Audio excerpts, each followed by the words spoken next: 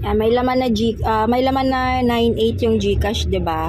So para safe tayo, konti lang yung ano niyan para iwas tayo ma-scam. Ipapasok natin dito sa QR code di grocery. So dito lang 'yan, oh. Click mo lang yung scanner dito sa baba. Tapos scan mo lang ng ganyan. Naman. Yan. Tapos, kung magkano ipapasok mo, pasahan natin ng 1,000 pesos. Yan, real time yung pasok niyan ha. 1,000 pesos. Okay. Ano? Sito nga po. Sige. Ilan? Ayan, tapos nag-pop up na agad yung ano. Kasi nandito din yun eh. Ayan, oh, successful. Pumasok na yung 1,000 pesos. And punta tayo kay grocery. Sa grocery app.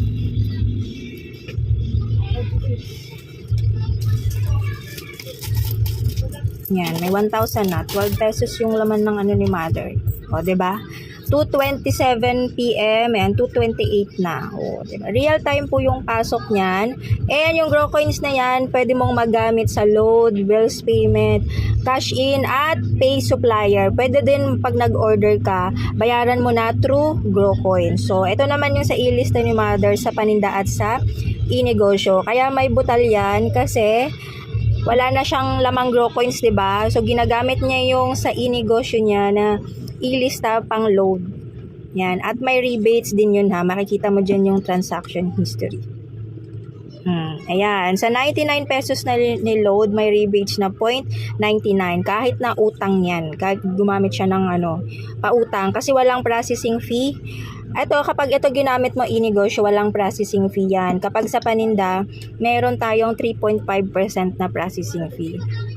So, ayan, ang due date niya ay sa April 16. Ang date ngayon ay April 12 pa lang. So, para magkaroon kayo ng ganito, ito, pinalaminate lang namin yan. Kami na naglaminate niyan.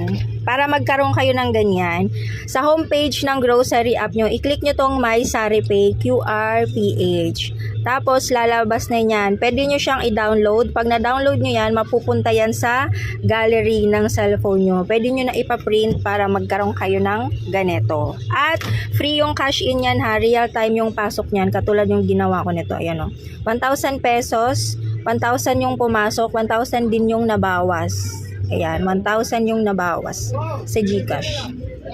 Check natin ha. Para maniwala kayo. Dito tayo sa transaction. Ayan o. 1,000 lang talaga yan. Wala yung extra charge.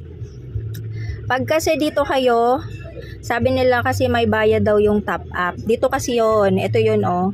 E-wallet top up from GCash. Ayan o. May charge po talaga na 2.5% processing fee. Napupunta yan kay GCash. Hindi yan kay grocery napupunta. For example, 1,000 pesos. Imbis na 1,000 pesos ang babayaran mo, 1,025. So, sayang yung 25 pesos. Kaya, dito na lang kayo sa My QR PH. Scan nyo lang yan sa GCash nyo para magkaroon ng laman. Wala pong extra charge.